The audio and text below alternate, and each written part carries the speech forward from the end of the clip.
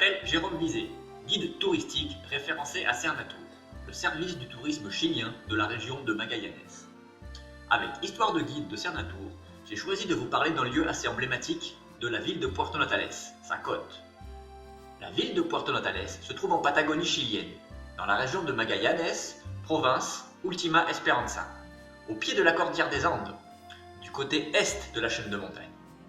La côte de la ville est orientée principalement nord-sud et donne sur la cordillère des Andes vers l'ouest.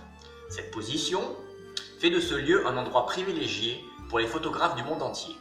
L'éclairage du matin sur les oiseaux qui peuplent l'espace côtier est fabuleux. Par ailleurs, le soleil de l'aube et du crépuscule irradie le ciel au-dessus des montagnes enneigées. Tout ça est très photogénique. Ou bien sûr, l'endroit est tout simplement merveilleux pour le plaisir de la contemplation de ce spectacle naturel. Les eaux qui coulent devant Puerto Natales font partie d'un ensemble de fjords et canaux connectés à l'océan Pacifique par un canal, le canal Kirke, qui traverse la cordillère des Andes de part en part. Ces fjords, ces canaux, ont été creusés par les glaciers qui recouvraient cette partie de Patagonie durant la dernière ère glaciaire, il y a plus de 12 000 ans. À cette époque-là, l'endroit où se situe actuellement Puerto Natales était sous une épaisse couche de glace. Aujourd'hui, ces eaux sont un mélange d'eau douce provenant des glaciers et d'eau de mer provenant de l'océan Pacifique.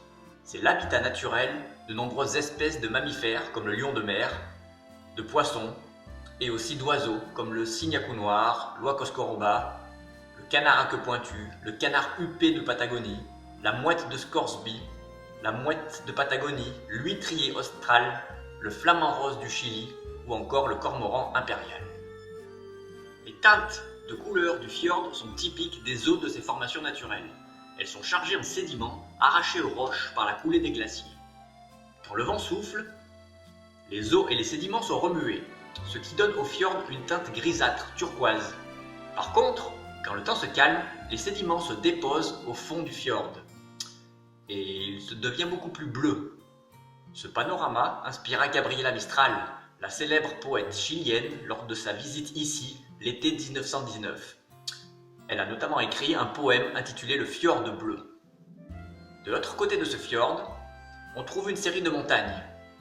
Du sud au nord, la Rotonde, le Mour, la Baleine, pour sa forme de dos de baleine au moment où elle sort prendre sa respiration, le mont Balmaceda, Prat, Tenerife, en référence à l'île des Canaries et à son volcan Teide avec sa forme bien pointue, et le Paine Grande tout au fond. La balade de la côte est ponctuée d'œuvres qui marquent l'histoire ancienne et actuelle de la ville. À l'entrée de la ville, il y a la statue du Mylodon, ce paresseux préhistorique dont on a découvert la peau dans une caverne située à 25 km au nord de Puerto Natales. C'est clairement l'emblème de la ville. En continuant vers le sud, on passe devant la Ma, l'ancien quai d'approvisionnement de la ville dont il ne reste que les piquets où viennent se poser les cormorans. C'est très photogénique aussi. Vient ensuite le monument au vent, si capricieux en Patagonie. Puis le débarcadère de la marine chilienne, celui du ferry qui relie Puerto Natales à Puerto Montt, et un peu plus loin, il y a le port d'embarquement vers Puerto Yungay, la région d'Aysén, plus au nord. Et pour finir, le port de pêche, où s'amassent des centaines de bateaux multicolores et dont les mâts semblent s'entremêler. On y pêche quelques délices comme l'araignée de mer, les noix de pétoncle ou encore les oursins. Venez les déguster. J'espère que ce voyage virtuel vous a plu. Il est désormais terminé. S'il vous plaît, gardons les mesures d'autoprotection parce que bientôt, avec Histoire de guide de Cernatour, nous nous retrouverons pour réactiver le tourisme national.